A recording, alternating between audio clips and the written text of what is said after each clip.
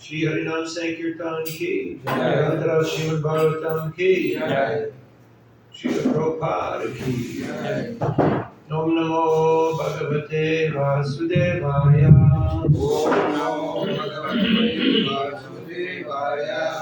Om Namo Bhagavate Vasudevaya. Om Namo Bhagavate Vasudevaya. Om Namo Bhagavate Vasudevaya. Om Namo Bhagavate Vasudevaya. Reading from Srimad Bhagavatam, 5th Canto, 11th chapter. Jadabharata instructs King Rahugana, text number 6. Dukam sukham yatiriktam chativram. Dukam sukham yatiriktam chativram. Dukam sukham yatiriktam chativram. Dukam sukham yatiriktam chativram. Kalo papannam phalamabhyanakti. Kalo papannam Kalo papannam phalamabhyanakti. Kalo papannam phalamabhyanakti. Alingyamaya rachitantaratma. Alingyamaya rachitantaratma. Alingyamaya rachitantaratma. Alingyamaya rachitantaratma. Svadehinam samsriti chakrakutaha. Svadehinam samsriti chakrakutaha. Svadehinam samsriti chakrakutaha. Svadehinam samsriti chakrakutaha. Dukam sukham vyatiriktam chativram. Dukam sukham yatiriktam chativram. Kalo papannam phalamabhyanakti. Kalo papannam phalamabhyanakti. Alingyamaya rachitantaratma. Alingyamaya rachitantaratma. Svadehinam samsriti chakrakutaha. Svadehinam samsriti chakrakutaha. Dukam sukham yatiriktam chativram. Dukam sukham yatiriktam chativram. Kalo papannam phalamabhyanakti. Kalo papannam phalamabhyanakti. Alingyamaya rachitantaratma. Alingyamaya rachitantaratma. Svadehinam samsriti chakrakutaha.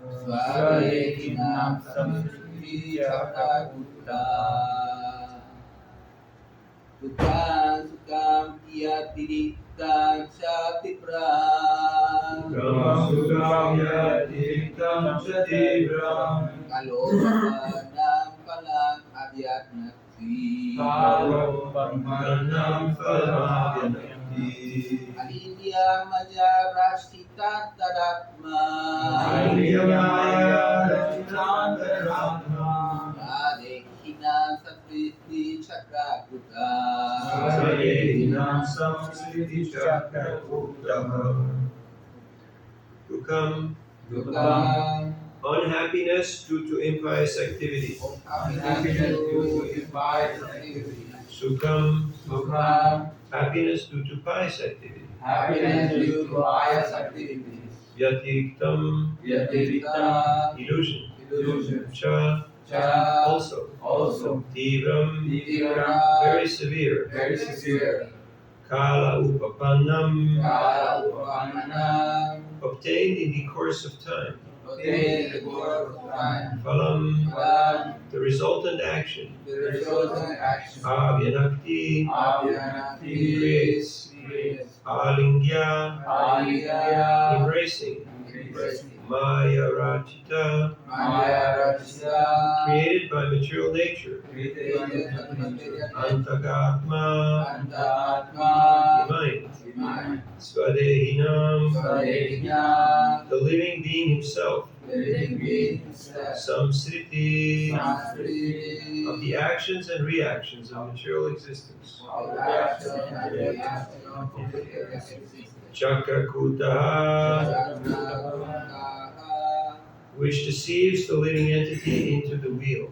which deceives the living entity into the wheel. Translation and purport by His Divine Grace A.C. Bhaktivedanta Swami Srila Prabhupada Ki Jai. The materialistic mind, covering the living entity's soul, carries it to different species of life. This is called continued material existence. Due to the mind, the living entity suffers or enjoys material distress and happiness. Being thus illusioned, the mind further creates pious and impious activities and their karma, and thus the soul becomes conditioned. Purport. Mental activities under the influence of material nature cause happiness and distress within the material world. Being covered by illusion, the living entity eternally continues conditioned life under different designations. Such living entities are known as Nityabhada, eternally conditioned. On the whole, the mind is the cause of conditioned life. Therefore, the entire yogic process is meant to control the mind and the senses. If the mind is controlled, the senses are automatically controlled, and therefore the soul is saved from the reactions of pious and impious activities.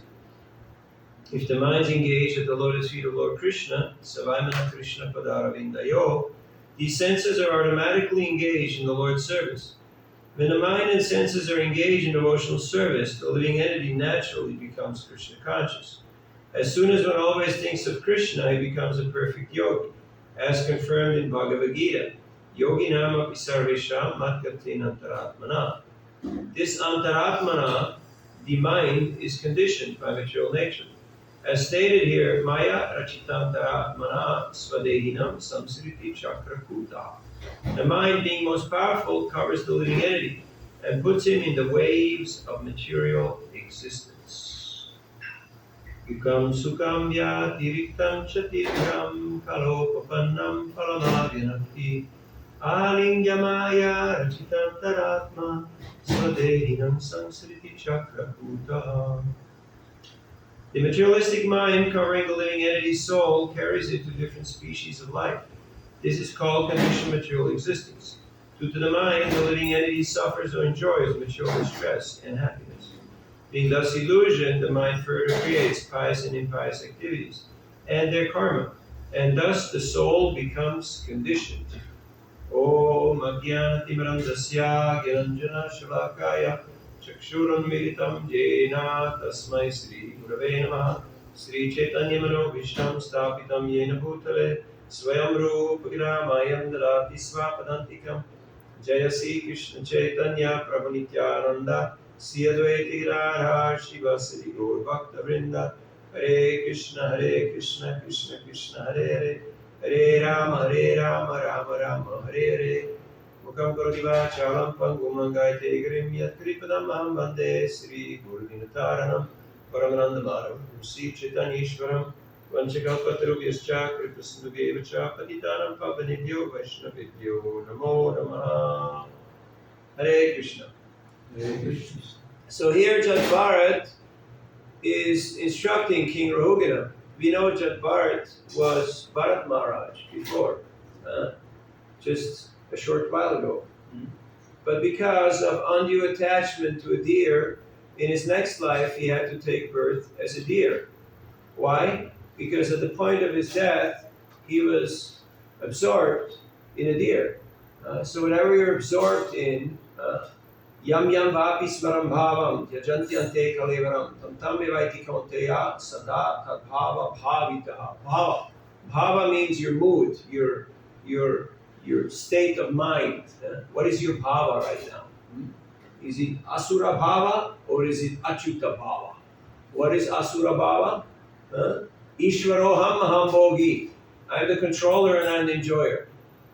We're quite familiar, right, with that type of mindset. Everything under my control, everything for my enjoyment. And what is Achyuta Bhava? It's the mood of seva. How can I give pleasure to Krishna? Where is the opportunity for service here? That is the mood of a devotee. But because Bharat Maharaj, even though he lived a very virtuous life, because at the last moment he was absorbed in the deer, so naturally his mind was absorbed in deer bhava. So he became a deer in his next life. But then, because of all the good credits he had accrued, he remembered his previous life, and he lived quite unusual life as a deer. He was taking shelter in a holy place and engaging in austerities, and very quickly he left that body and he took birth as Jadbharat, which Jada means dull or not very bright, not very aware. But actually, he was fully aware internally. But externally, he pretended to be dull because he did not want to engage with the world. He had no interest to engage with the world. His father tried to teach him so many things, and he purposefully did everything wrong. His father told him, okay, you wash hands after. But he washed hands before. So he did everything the opposite till his father became quite disappointed. And Jadbharat was not bothered with the ways of the world. He took on any menial service that was given to him. He ate whatever they gave him. And at the end, we're not going to tell the whole story, but he was serving as a substitute palanquin carrier. What is your position? I'm a substitute palanquin carrier. Means he was carrying the palanquin of King Rahugana because one guy went missing, so they thought, oh, this guy, he looks pretty strong. He can do the job. Let's put him in there.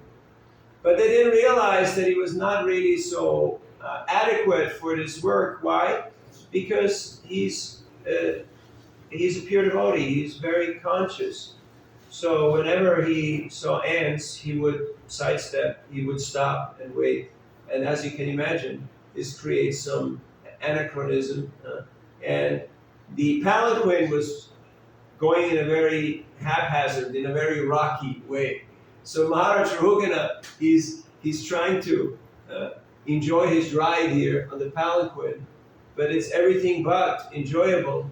So he started to complain, and then the others, they said, well, it's not our fault, it's the new guy, the new guy is not performing according to standard.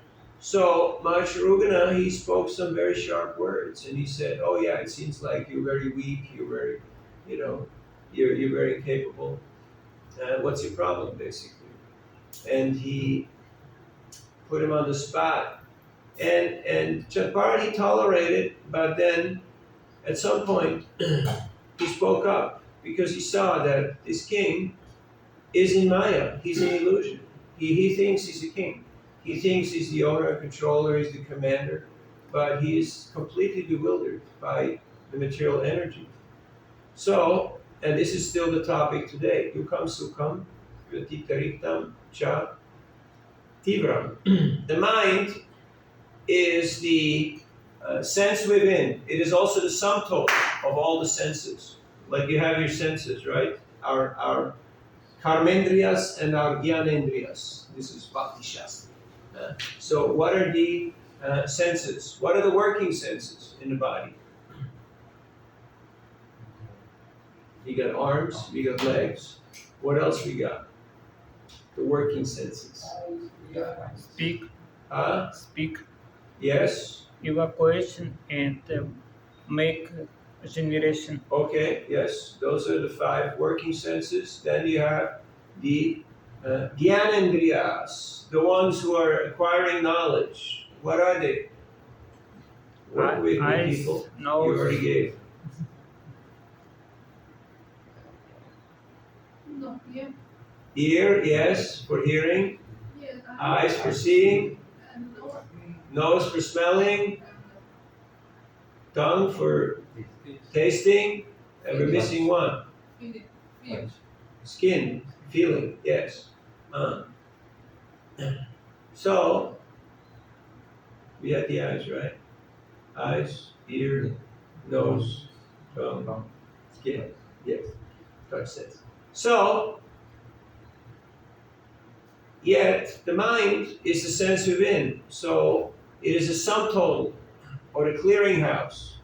If you're familiar with the term clearinghouse, it's where everything has to go through. It's like you go to a store, right? You want to do Sankirtan. You want to talk to the boss. So where's the boss usually? At the cash counter, right? that little box which has a little opening on the bottom, right? Just so people can put the money through. That's usually the clearinghouse. That's where the boss is. Unless his wife is around somewhere, then you have to take that one also into consideration. Like that. So it's important to understand the hierarchy in the body. Indriyani paranyahur indriyepya paramanaha manasastu paro buddhiryo buddhe paratastu saha. Evam buddhe param buddha savyatmanamatmana jahi shatrum mahabaho kamarupa durashana. Plain English?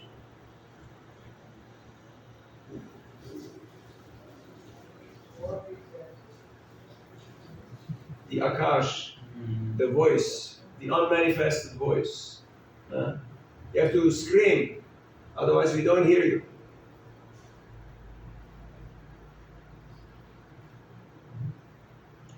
So the senses are there and they're engaging with the world.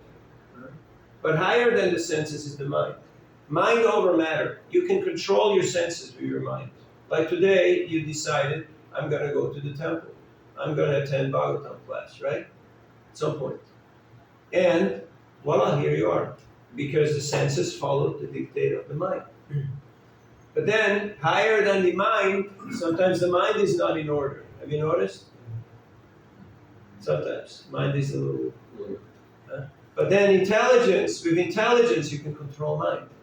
You see, a problem is never solved at the level of the problem. You need to find a solution on a higher level. So the intelligence can control the mind. If the intelligence is trained by Shastra, by following spiritual instructions, you can control the mind. Sometimes intelligence is not in order. Why? Because the false ego, the false sense of self, is telling us, no. This is a good idea. This is what you have to do right now. Right?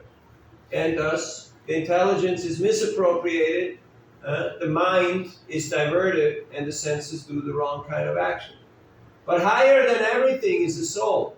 So you can control everything by the soul, if the soul is conscious, if the soul is especially Krishna conscious, and not under the influence of the modes of material nature. So, enjoyment and suffering is coming because of the mind, because the mind is engaging with the world and is identifying with its situations. Have you noticed how the mind is always craving for comfort? We're always looking for a comfortable situation. Do you like comfort? If not, please get up here and do a little dance and a song. Right? You can get people out of comfort zone, right? And tell them, okay, get up here and tell us a little story. The mind says, no, I'd rather not do that, right? I'm quite comfortable right now. Like, this is nice. But there's a problem. What is the problem? That this situation is temporary. I was distributing books yesterday, not many, but a few, around the market. And one lady, she said, oh, so you're a pundit. Can you read the lines of my hand? You know? And I said, yes, sure, certainly. Janma mrityu jara vyadhi dukkha doshanu darshanam. Birth, death, old age, and disease. I see, you're going to get sick, you're going to get old, and you're going to die. She really liked that, right? Huh? That's what people want to hear, right? No, absolutely not. No, I'm going to meet Mr. Universe, right? And he's going to be wealthy, and we're going to travel the world and spend a lot of money and have a dozen kids, right? No. So sorry, that's not on the menu. That's not in your chart. I mean, whatever is your karma, that's what's going to happen. But according to the state of our mind, you experience heaven and hell. Huh? So, one time Srila Prabhupada was asked by a reporter in England, Swamiji, what is your perception of hell? And Prabhupada said, London is hell. And the man was a little shocked, because for him, London was like the thing, you know? It was like, whoa, how can you say that? Like they say, every hole is home if it's the place of your birth. You know? But then Prabhupada added, but it is to the great credit of the British people that they have transformed this place, which is so unfriendly climate, you know, into such a great civilization. So they have made something great out of you know, a place that's quite hostile as far as the climate goes. So, heaven and hell, these are not just planetary systems, these are states of mind. Have you noticed how sometimes your mind goes through that roller coaster and you touch Dwarga and then Apavarga and then Narakeshu and your mind going all over the place, right? So, how to focus and how to control the mind? Well, that is exactly the yoga process. Yoga Indriya Samyamaha, Patanjali, Yoga Sutras. The goal of the yoga process is to control the mind by distracting the senses from the sense objects. And samadhi means one-pointed attention, focus on one goal. Savaimana Krishna Padara Vindayor Vachansi Vaikunta Gunanuvarnane.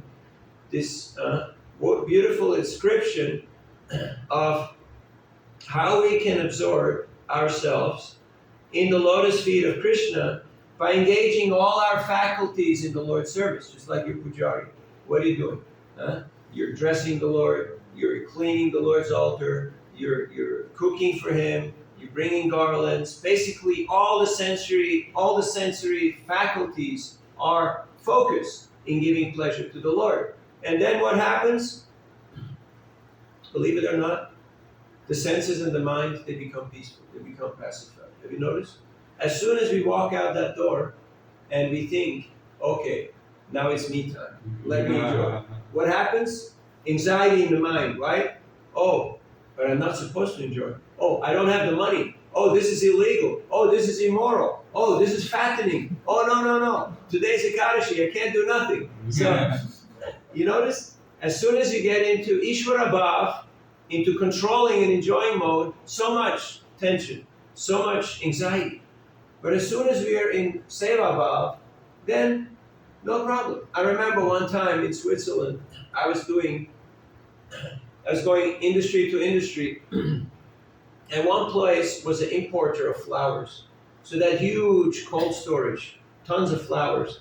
So anyway, they were nice, and they gave me a few big bouquets, like huge amount of flowers. And I was on the other side of town, and I had to go through rush hour. It took me over an hour to reach the temple. But because I was on a mission of God, I was on a mission to bring these flowers to Gaurita and Jagannath Baladev Subhadra, I was blissful. I was blissfully chanting, going through rush hour traffic, bumper to bumper, to deliver these flowers for Krishna's pleasure. But if you're moving for your own pleasure, then it's like, hey, what's happening? Why is this not happening? Why is it taking so long? Have you ever been on the boat from Guyana? Or you wait at immigration, like in some countries, it's like there's 500 people and there's one guy in the counter. And I was just doing 15 countries in South America. And especially Central America. First, you have a 15 or 17-hour bus ride, right? then you're at immigration. And the lady, she just very social, very friendly, talking with everybody for 10 minutes, like, how are you? How are the kids? How is this? How is that? And meanwhile, you're like 200 people behind, and you go like, hello, is there anybody out there? And meanwhile, everybody's going for coffee breaks and walking up and down. You can see there's like 10 people who could work, but they don't. They're not interested. Why? Because it's communism or I don't know. We just don't care. That's just the way it is. But imagine Prabhupada, what he had to undergo. He left no stone unturned to get his sponsorship letter. I was distributing books in Palo Alto. Have you heard of Palo Alto, California? Also known as Facebook Town. Have you heard of Facebook? Facebook? No, nobody heard of Facebook. That's the town where they're based. So, one Indian gentleman comes up to me, he looks at the book, and he sees Prabhupada's picture, and he says, he was at my grandfather's house. And I said, really? He said, yeah, I'm from Agra. He came to my granddad's house and gave a talk on Bhagavad Gita. And I was a little boy, and I saw him. And he handed me $100, and he walked away with his Bhagavad Gita. I said, this and that. He gave me his contact. Atri is his name. Married an American lady, Jewish wife, and all that. But very nice man. He helps. So, Prabhupada was doing another program in Agra, different house. Because he was based in Vrindavan, but he would go to Delhi for printing business, and he would go for preaching engagements to nearby towns, and Agra is just a couple hours away.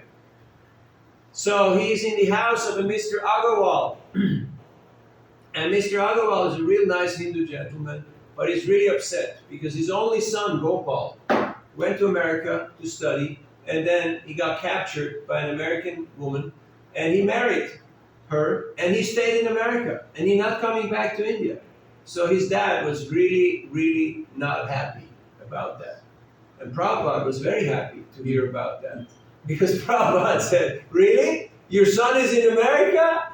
Can he sponsor me? And this had already happened several times. So Gopal's dad, the father, Mr. Agarwal, he said, yeah, sure, I'll try. So many, many weeks later, Prabhupada in Chippiwada, Prabhupada had a little office downtown Delhi. You've been to Chippiwada, right? Delhi. Very small streets. This is old Delhi, very small, narrow. You can't go with cars. It's like you can just walk. Prabhupada had a little office there. So in his mailbox, he had a letter from Mr. Gopal Agarwal from Butler, Pennsylvania, to sponsor his visa for America. Because Prabhupada went to that program at his dad's place in Agra. And somehow the man wrote the letter, and Gopal got the sponsorship letter, but then that was not the end of it. Prabhupada needed to obtain the no objection certificate, State Bank of India clearance, getting a passport. This is like, like putting the man on the moon.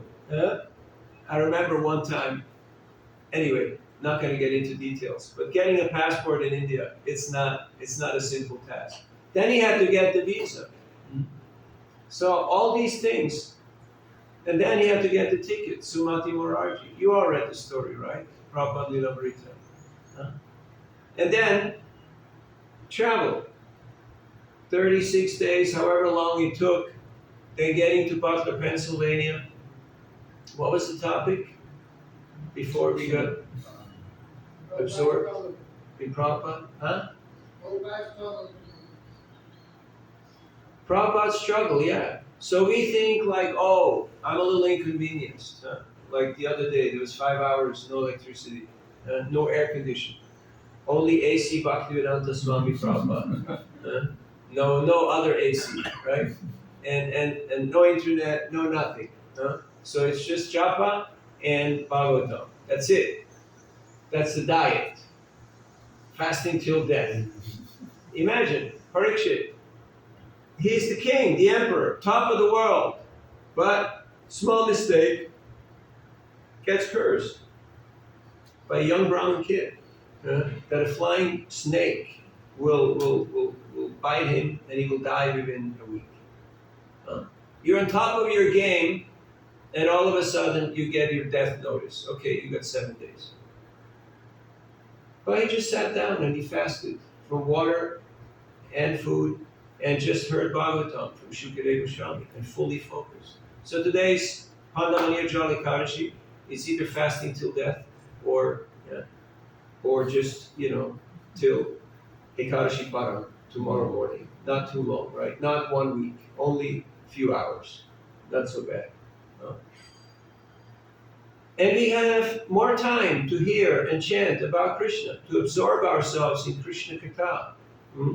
Nigamakalpataror galitam phalam shukamukatravya yutam pipata bhagavatam rasamalayam muhur muho bhuvibhavuka. When you're hearing the nectar of Krishna Katha, Parikshit is saying, I'm hearing so much nectar of Krishna Katha. Keep speaking, keep chanting. Don't stop. Just like when Chaitanya Mahaprabhu was taking rest in the flower garden during the Rathayatra festival, and King Prataparudra was dressing up as a Vaishnava, and he massaged his legs and feet, and he was chanting Gopi Gita. Tavakatam Britam Tapta Jivanam Kavibiriditam Kalmasapam Shravanamangalam Srimadartadam Bhuvigrinantiye Bhurijajana.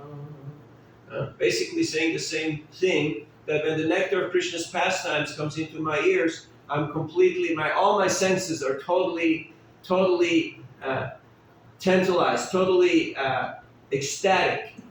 And I want to keep on drinking this nectar of Krishna's pastimes more and more. Give me this nectar. Give me this nectar. You're the most magnanimous. Mahaprabhu got up and embraced Prataparudra Maharaj and said, Bhuridajana, Bhuridajana, you're the most magnanimous. Keep giving me this great nectar. Whenever I hear this shloka, I remember Bhakti Charu Maharaj, who was chanting Gopi Gita so beautifully, so wonderful. So this is the nectar. But as long as we are under material conditioning, we're watching the objects of the senses and we think like, good, not so nice, better, best, no, terrible.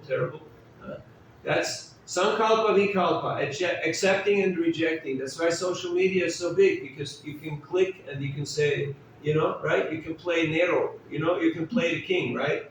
You can say thumbs up or thumbs down, right? So in this way, everybody has their little moment of trying to exercise their Ishvara Bhav. Have you noticed how ecstatic government officials become when they tell you no? No, you can't do this. Have you seen? Sometimes some bureaucrat says, no, you can't do that. And they feel really happy about that. Have you noticed? Because it's that little bit of tendency of Ishvara Bhav. It may be a lot. And so, that's the conditioning of the living entity. But when we become Krishna conscious, then Sarvaga, actually the living entities, they can go anywhere. Because Krishna is very powerful. And that potency is there in the living entity. But the more we are in the lower modes of nature, then Durgama, going becomes difficult. It's very hard to move. And we're always suffering from the Kala Chakra, right? Okay, I got many things to do. It's time to move. We have to get all our tasks done. So, the more we are Krishna conscious, the more we are on Krishna's timeline. What's Krishna's timeline? It's a different timeline. It's not anymore difficult to move. It's not anymore, I like, I don't like. But it's Anandam Buddhi Vardhanam. It's ever increasing, everly blissful, everly joyful. Hari Om Tat Sat. Questions, comments, or reflections?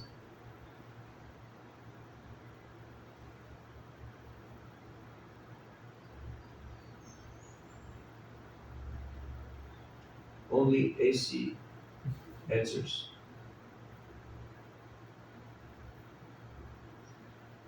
Any topic?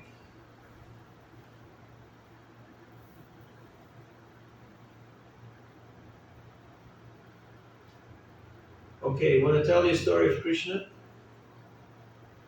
Just for the close. I just heard it, Prabhupada was telling in one lecture that I heard yesterday morning. There was a poor boy who was going to school, and former days teachers were not paid because they're Brahmins. It's like you're a priest or a teacher or a doctor, it's dakshina, whatever people give you. So there's a special festival coming up, so he asked the students if they can all bring something for the festival. And a little before, then the boy, he went home and he asked his mom, so what can I bring to the teacher? He said there's a festival, every student should bring something. And the mom said, we're so poor, we really don't have anything. We really can't give anything. And he said, well, it will look really bad, like I have to bring something for the teacher. And so she said, we don't have anything, but only Dina Bandhu, he can help you, only Krishna. Dina Bandhu, he can help you. He's the friend of the poorest, of the poor people. So the boy asked his mom, so where do I find Dina Bandhu? She said he lives in the forest. So he went to the forest and he was crying out, Dina Bandhu, Dina Bandhu, Dina Bandhu, please, I need help, please. And he was crying. So Krishna came and he asked him, what do you want? And the boy said, my teacher, he asked for some dakshina, and I don't have anything, so the festival is coming up in a few days. My mother said I should ask you. So Krishna said, yes, I will supply. I will give you. You can tell your teacher you're bringing a pot of dahi, yogurt. So then before the festival, again, the boy went to the forest and he was crying out, Dina Bandhu, Dina Bandhu, Dina Bandhu. And Krishna came and gave him a small pot of yogurt. So he brought this small pot of yogurt to the teacher, and as many students, big event, big festival. And the teacher gets really annoyed because, so many people, and he brings this little pot of yogurt. So he gets angry, and he throws a fit. He throws his hands up, and he knocks over the pot, and all the yogurt spills out. And then he's even more angry. But then he watches, puts the pot back, and the pot is full again. And he pours the yogurt out, and the pot is always full of yogurt. So, and Prabhupada makes the point that in spiritual science, 1 + 1 is 1, and 1 - 1 is 1. Om Purnamada Purnamidam. That there is no lacking, there is no shortcoming. There's no such thing as scarcity. Sometimes in the material world, right, we think like not enough money, not enough time, not enough resources. But in spiritual life, it's not like that. It's not like that. There's plenty for everybody. Hare Krishna. Comments, reflections? Okay, happy Ekadasi, happy Japa, happy Seva, happy. Grantara Srila Bhagavatam ki, Srila Prabhupada ki, Gaur Bhakta Vrinda ki, Dina Bandhu ki, Jai. Go Jai.